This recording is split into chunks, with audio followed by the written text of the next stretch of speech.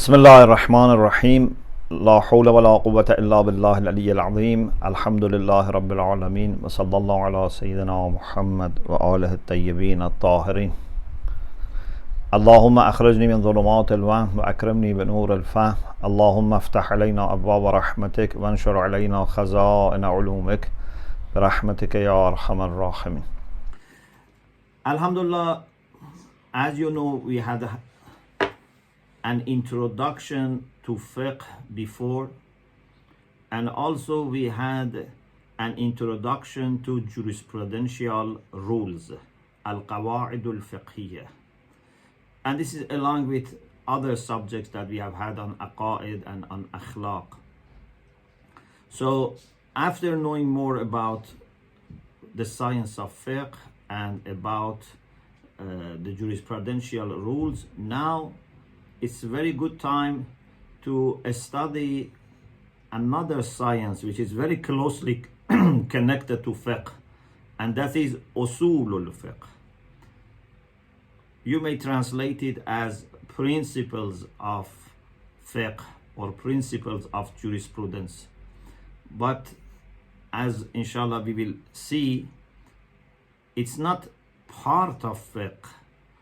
So when we say principles of jurisprudence, you shouldn't think that it is some part of fiqh which are more fundamental. No, it is another discipline, another science, but it is very much connected to fiqh and helps jurists to make their reasoning, their arguing and argumentations in fiqh. So it's a natural follow-up for what we have studied in previous terms, but also because it is introduction, it shouldn't be inshallah difficult even for the people who have not had the previous ones, and everyone should be able to understand it inshallah. The science of Usul al-Fiqh is very much part of curriculum in the hawzas.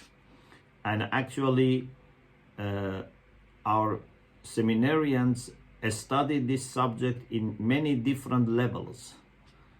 They would have introduction, then they would have, after that, intermediate level, then post-intermediate, then advanced. So when they reach Dars Kharij, they have already had at least 3 books and sometimes 4 books already on Usul al-Fiqh.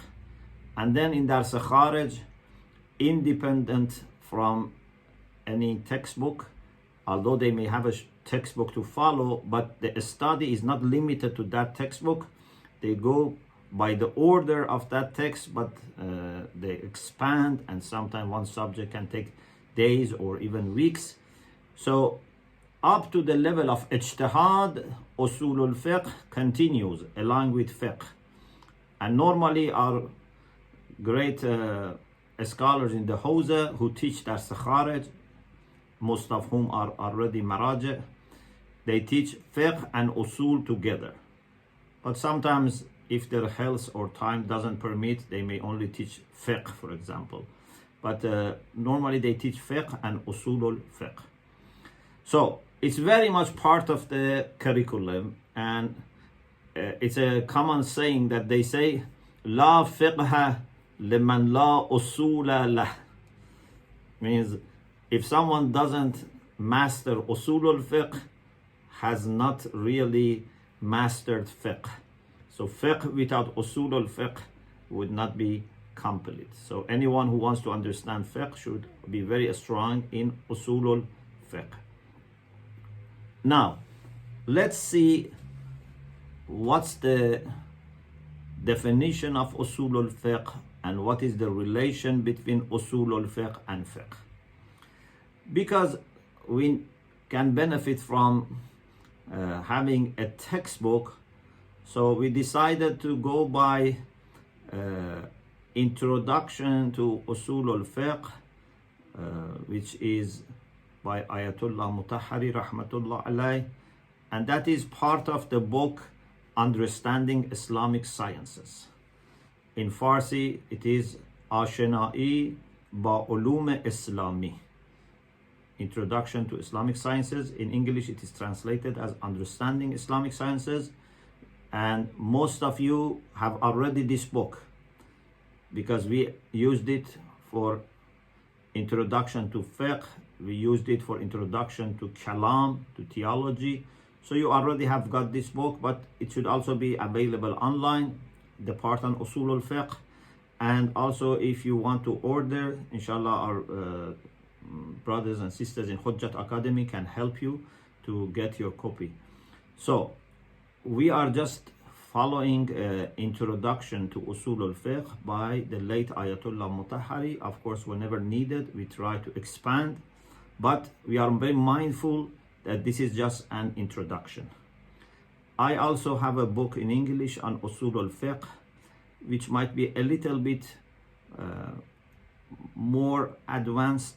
So we thought maybe because of time limits, we don't start with that. If we finish this and we have time, maybe we go for that, but it's helpful for your own study as well. And that is called Principles of Jurisprudence, Introduction to Methodology of Fiqh. It is in 12 lessons. It is based on Mabadi Usul al-Fiqh by late Sheikh Fadli, but also with some changes. So now let's go to the text by Ayatollah Mutahhari, rahmatullah alayh. As you remember, we had a discussion about what do we mean by Islamic sciences. There are different opinions here, but for sure, any science developed by Muslims in order to help them the Quran and Sunnah, that is considered an Islamic science. This is for sure. Maybe there are more expanded definitions and understandings of Islamic sciences, but anything that is especially created or developed in order to understanding the Quran and Sunnah is part of Islamic sciences. Why I say this is the minimum, because there can be sciences developed by Muslims or arts and skills developed by Muslims, and because they are developed by Muslims and are results of Islamic culture and civilization, we can consider them also as Islamic sciences. But for sure, anything which has to do with understanding the Quran and Sunnah is part of Islamic sciences. Usul al-Fiqh is one of these sciences. Muslims developed this science in order to understand the Quran in the first place and Hadith. And if you go back to the early books on Usul al-Fiqh, you see how basic they were, and little by little how they became more and more sophisticated. Nowadays we have books on Usul al-Fiqh which are coming in numerous volumes, and they involve lots of detailed discussions about many things that nowadays some of them are by themselves different sciences. Something about linguistics, something about philosophy of language, something about analytic philosophy, something about moral philosophy. So there are many types of discussions that evolved gradually when Muslims wanted to come up with a methodology for understanding, analyzing, and interpreting the Quran and Sunnah. So, Usul al-Fiqh is a discipline which is developed in order to give us methodology for understanding fiqh, for understanding Islamic rulings based on the scripture, on the sources, on the four sources actually that we will talk about it for the Shia. But for other schools of Islam, maybe instead of four sources, they have more sources, and some of them might not be the same. For example, aql is considered by us as one of the sources of fiqh. Some people may not have aql as one of the sources, but in any case, there are four sources for us on which we rely in understanding Islamic rulings. Which science is responsible to give us a proper methodology for understanding the Quran, analyzing the Quranic text and the Hadith, and if there is consensus, how to understand this consensus, how much credit to give to these different types of consensus, how much value they have in contrast to the text, or also if there is intellectual argument here. Which comes first? If the scripture comes first, or for example, intellectual argument comes first. So there are lots of discussions that are undertaken by Usul al-Fiqh. So it's a very, very important discipline for a jurist, for a faqih, for a mujtahid, for an ayatullah. Some people have compared Usul al-Fiqh to logic. Logic is a tool for philosophy and any other science. Actually, without logic, no one can survive. We need to follow logic for our even day-to-day conversations, our day-to-day reasoning. But philosophers very much need logic, because philosophers rely only on intellectual discourse, and therefore they very much rely on logic. Some people have said Usul al-Fiqh for fiqh is like logic for philosophy. Usul al-Fiqh for fiqh is like logic for philosophy. What does it mean? Ayatollah Mutahhari says it means that we are not directly bringing propositions from Usul al-Fiqh to fiqh. It is wrong. Some people have thought that the major premises in fiqh, al-kubrayat, means major principles in deduction for fiqh, come from Usul al-Fiqh. He says no, it's not like that. As philosophers also don't use logic to form arguments. Logic doesn't come as major or minor premises in philosophy. Logic helps you to understand how to put together your premises to form a deduction or to argue or reason. So it's not that you bring logical statements or ideas into your philosophy, but you rely on them in the way that you do philosophy. So Usul al-Fiqh is not giving us some statements or some facts that we bring into our arguments. No. Usul al-Fiqh helps us to know how to choose things that can help us in fiqh reasoning, how to verify them, how to put them together, how to make sure that we are not falling into false reasoning. So it has a relation which is like relation of logic to philosophy, without Usul al-Fiqh directly coming into fiqh. It's a methodology, if you want to call it. Methodology is different from part of fiqh. In fiqh we have Kitab al-Tahara, Kitab al-Salat, Kitab al-Zakat. You remember we mentioned all the sections of fiqh. We even talked about different classifications of fiqh according to different scholars. You remember that? So Usul al-Fiqh is not one of those discussions. Usul al-Fiqh is not, for example, about Kitab al-Tahara only, or part of, for example, discussion of fiqh about Usul al-Fiqh. No. It's outside fiqh, but prepares the ground for fiqh. And faqih has to rely on Usul al-Fiqh in whole journey that he has in fiqh. So, now let us see what is fiqh. As a reminder, Ayatollah Mutahhari mentions, of course, some people study this before studying introduction to fiqh, so for them would be not a reminder, would be the first time. Some people maybe is a reminder. It doesn't make difference. Actually, the way he wrote the book is Usul al-Fiqh is before fiqh. So, fiqh literally comes from faqaha, which means deep understanding. You may say, can understanding be deep and shallow? Yes. Sometimes we don't understand at all. Sometimes we understand, but very little.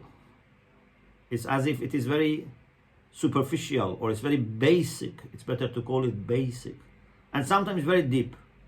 For example, Ayatollah Mutahhari says, when we are faced with economical, for example, occurrences, incidents. For example, you see there is inflation. You see one product becomes expensive. So maybe we understand it to some extent, but not the way that an economist would understand. An economist has much deeper assessment and evaluation of the situation. So, in Arabic, for understanding, they have different terms. For knowledge, they have different terms. When it comes to fiqh, it is used for an understanding which is deep. Faqihah means he understood it very well. You may have heard that story that a Bedouin went to the Prophet sallallahu alaihi wasallam, and it is said that he asked the Prophet about who is going to judge us on the day of judgment. And the Prophet sallallahu alaihi wasallam told him that Allah subhanahu wa ta'ala himself is going to judge us. So this Bedouin then was very happy and he left. And he said, then if it is Allah subhanahu wa ta'ala himself who's going to judge us, I have no worries. And he left and he was very happy. Then Rasulullah said, according to this narration, فَقِهَ الرَّجُلُ or لَقَدْ فَقِهَ الرَّجُلُ this man has understood very well. Means he has understood very well the whole thing about the day of judgment and about, Islam, for example, in the sense that he has reached the point that he has full trust in Allah subhanahu wa ta'ala and he has no worry about Allah subhanahu wa ta'ala. If he has worry, is about himself or people, but he has no worry about Allah subhanahu wa ta'ala. In any case, faqih al-rajul means he has understood well. It didn't mean fiqh as jurisprudence, as what we understand today. Initially, fiqh meant to have deep understanding. In the Quran and Hadith, we have many cases in which the term tafaqquh is used. Tafaqquh. For example, in the Quran, in Surah Tawbah, Ayatul Nafr, we have this concept of tafaqquh. A'udhu billahi minash shaitanir rajim. Ma kana al-mu'minuna liyanfiru kaffah. It's not that all mu'mineen can travel and learn. فَلَوْلَا نَفَرَ مِنْ كُلِّ فِرْقَةٍ مِّنْهُمْ طَائِفَةٌ لِيَتَفَقَّهُوا فِي الدِّينِ. Why from every group of them, some have not at least done so. Some at least from every community have not gone for learning. لِيَتَفَقَّهُوا فِي الدِّينِ وَلَيُنذِرُوا قَوْمَهُمْ إِذَا رَجَعُوا إِلَيْهِمْ لَعَلَّهُمْ يَحْذَرُونَ. So that they develop tafaqquh fi din. What does it mean? It means to have deep understanding of their religion. And then when they go back and return to their people, they would warn them so that they may become alert and careful. So tafaqquh here doesn't mean to become jurist. Tafaqquh here doesn't mean to become mujtahid necessarily. لِيَتَفَقَّهُ فِي الدِّينِ means to have deep understanding of their faith. Certainly it involves aqa'id, it involves akhlaq, but it also involves practical rulings. So fiqh and tafaqquh at the beginning were general. Ayatollah Mutahhari says from the 2nd century, fiqh got a new meaning, which is part of its original meaning. And that is to have deep and scholarly understanding of practical rulings of Islam. Deep and a skillful understanding of Sharia, in the sense that you can draw Islamic rulings out of their sources. You can refer to the Quran, to the Sunnah, to the Ijma, consensus, or Aql, and understand what Allah subhanahu wa ta'ala wants from us as believers. So this is about fiqh. Initially it meant to have deep understanding. It's many times used in the Quran and Hadith especially for having deep understanding of Islam. But then later in the 2nd century of Islam, it was more restricted to having deep understanding of practical rulings and Sharia. Another term which we need to familiarize ourselves with is the term ijtihad. Ijtihad comes from juhd. Juhd means to do your utmost, to do your best. And initially ijtihad again was general. It didn't mean to do it in fiqh. Ijtihad was general. Any hard working person could be called mujtahid. In the hadith from Amir al-Mu'minin alayhi salam, we have a'inuni biwara'in wajtihad wa'iffatin wa sadad. Amir al-Mu'minin alayhi salam, referring to his own zuhd and ascetic life, then he said, you are not able to live like me, and therefore you are not expected to be like me when it comes to ascetic life. But at least help me with piety and working hard and chastity and being firm.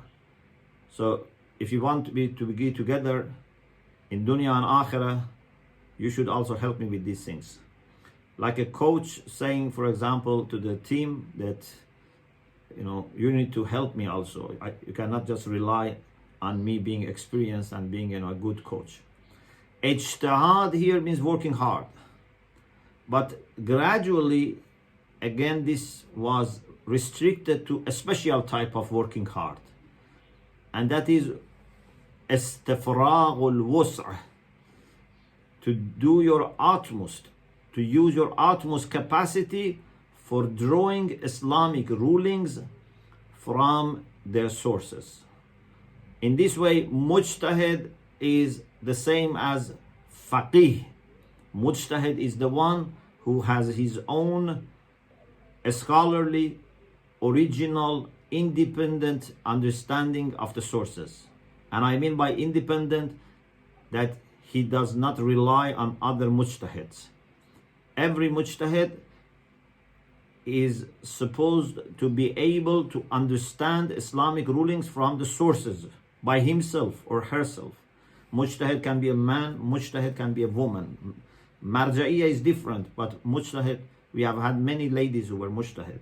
So a mujtahid is the one who has enough of training, enough of experience, enough of knowledge that can go back to the sources and come up with original understanding of Islamic rulings. Another term is istinbat. After fiqh and ijtihad, Ayatollah Mutahhari refers to istinbat. Istinbat comes from nabt. In Arabic, when there is water in underground layers of the earth, sometimes it's like river, fountain, it's on the surface. You can see the water and it's easy. But sometimes water is underground. To bring water which is underground out was called istinbat, literally. Then little by little this was coined for ijtihad, because a mujtahid, like someone who goes and brings out water from the deeper layers of the earth, a mujtahid is the one who is able to dive and go deeper into the original text. Now, after 14 centuries, what does a mujtahid do? A mujtahid would not start with what his colleagues say in the 14th century or in the 13th century or the 12th century. He would study them very well. He is aware of their understanding, interpretation, but he tries to go back to what Rasulullah and Imams said 14, 13, 12 centuries ago, and come up with reliable understanding of those sources. So it's called istinbat. It's like ijtihad.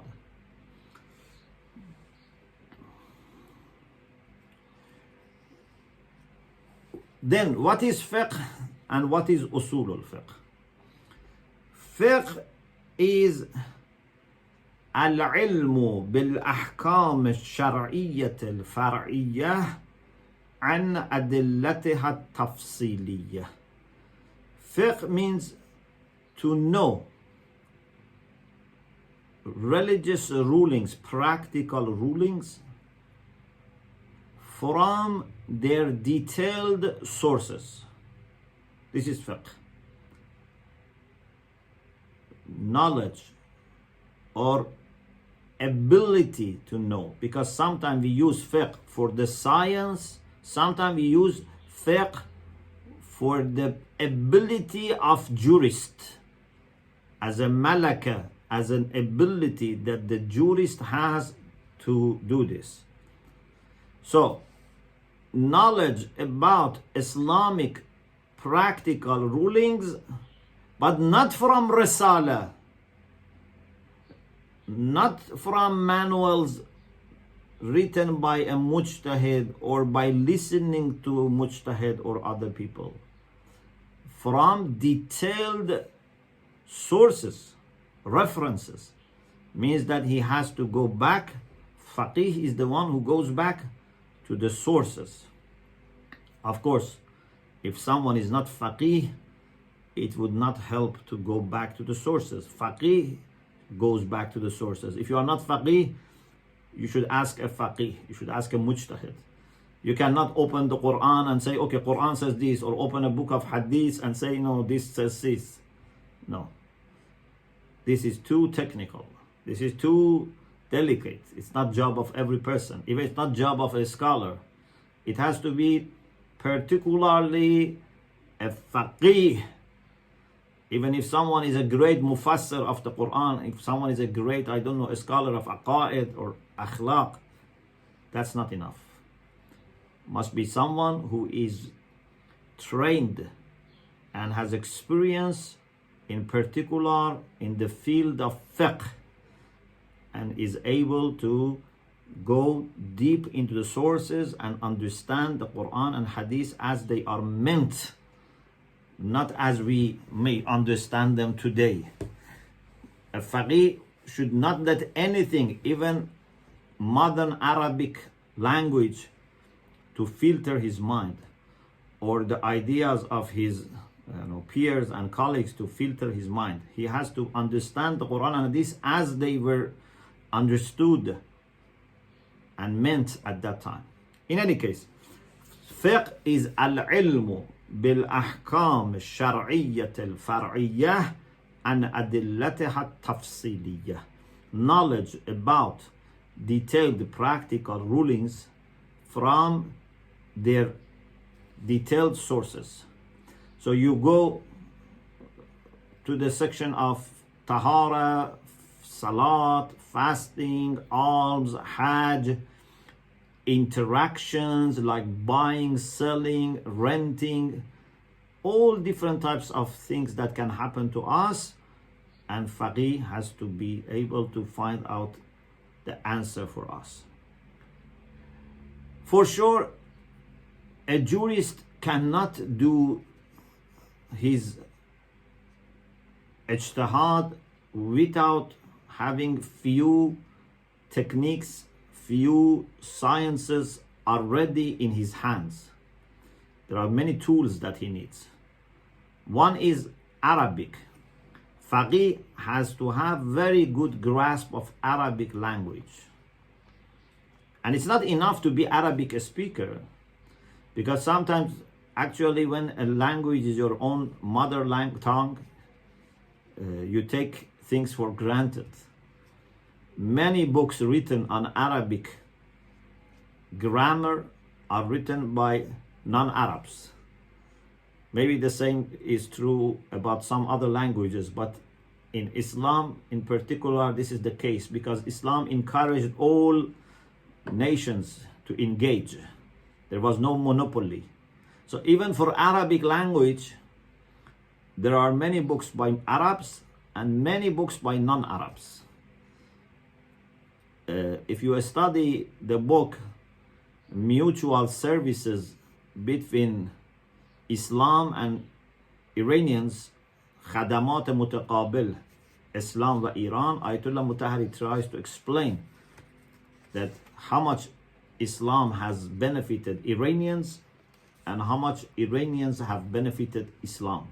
Because there were some people who were attacking Islam and embracing Islam by Iranians as invasion of Arabs. So there were some, pan-Iranians or Farsis who were against Islam at certain time. So he wanted to clarify that Islam has helped a lot Iranians, but also, of course, Iranians have helped Islam as a science, as a civilization and culture. In any case, many people in this book he lists, many people who developed sarf, nahv, balagha, ilmul lugha, they were not Arabs. So we need to have good grasp of Arabic, even if we are Arabic speaker, so that you can analyze the words as they are and as they occur in the sentence, because these are two separate things. Sometimes you analyze a word by itself, sometimes you analyze its role in the sentence. This is the difference between sarf and nahv, between morphology and syntax. And then sometimes you have rhetorics, which is more than that. You go further to understand, does this mean emphasis? Does this mean, for example, blaming? Does this mean, for example, something is clear? Is this a polite? Is it not polite? All these things that you can understand.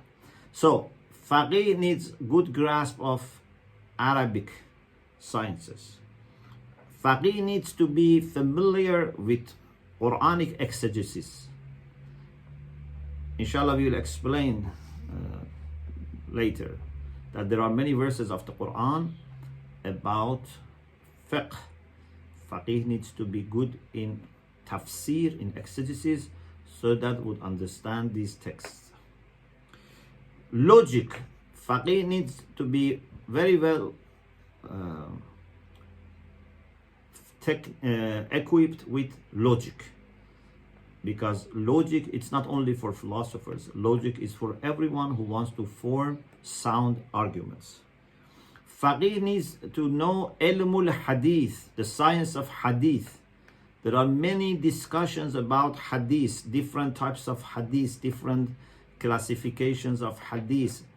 Hadith can be sahih, can be hasan, can be muwaththaq, can be da'if. There are different types of hadith. Ilm al-hadith wa ilm dirayat al-hadith is important. Ilm al-rajal, about the biographies of the narrators of hadith. Not biographies in the sense that we have just curiosity about their lives. We mean about the reliability. If this person has occurred in the chain of narrators, he has narrated from so and passed on to so and so, we need to be able to identify him. Who was this Ali ibn al-Hasan, for example, in this generation, whose masters were these people and whose students were those people? Was he known person or not? Do we have enough information about him or not? Can we verify him or not? Are there question marks on him or not? This is the way our jurists verify hadith before going into understanding of the hadith. And ilm usul al-fiqh. So after Arabic, logic, dirayatul hadith, ilm al-rajal, ilm al-tafsir, we mention ilm usul al-fiqh. Not because it comes the last. It's not, it's last but not the least. It's something that we want to expand on it. So bring it to the last because we want to expand on it. So ilm usul al-fiqh is one of those tools that faqih must have. So what is ilm usul al-fiqh? Ilm usul al-fiqh gives us methodology, gives us guidelines, gives us rules for ijtihad, for istinbat. It's a matter of instructions, practical and theoretical instructions for how to do our fiqh, how to do our istinbat, how to do our ijtihad. Inshallah, in the next session, which is lesson 2, we will talk about 4 sources on which our jurists rely for understanding fiqh, and then we will explain that ilm usul al-fiqh is responsible for understanding these 4 sources.